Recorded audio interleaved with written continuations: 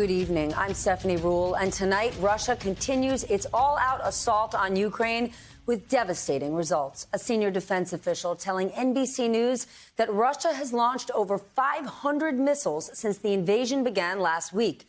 Russian forces are stalled and delayed in the north and east of the country, but making progress in the south. About 92% of Russia's pre-staged military is now inside the Ukraine.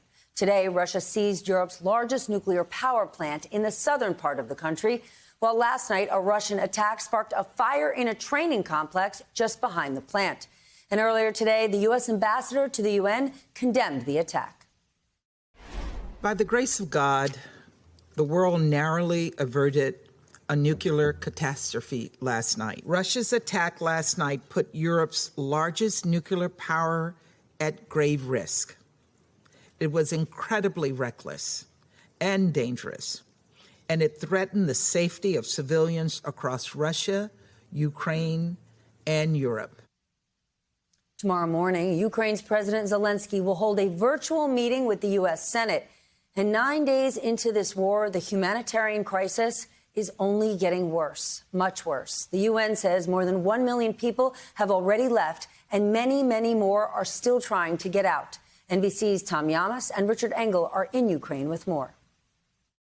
As Russian forces are getting closer to the city, people are streaming out of it. Parents are tethered to their children. They're taking their pets. They're taking their grandparents, and everyone is heading west. This is the push right up at the door. There's been some people dropping bags. We've seen people holding their babies up in the air as they're trying to cram as many people possible onto this train. A lot of families we spoke to said they decided this morning to pack up their house, come here to the station, and just head west. Oksana is taking her 1-year-old. They're leaving her husband behind with no idea where they'll eventually end up. We're at war, she says. We have to get the children out. Oleksiy, staying behind to fight, told us saying goodbye to his wife and son is the hardest moment of his life. Some have to stay in Ukraine for now. These children are living at a specialized school in Lviv, in western Ukraine. There are 80 of them, orphans, who were evacuated from the east when their towns were bombed by the Russians. Children like 8-year-old Demetrius. What do you want the world to know about Ukraine?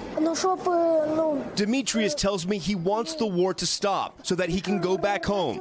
He's hoping to be adopted. Anything you want to say to anybody, any of your friends back in that other region?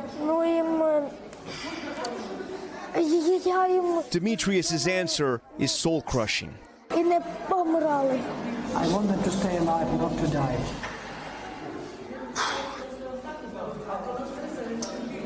As for the people of Lviv, the ones helping him, he says thank you.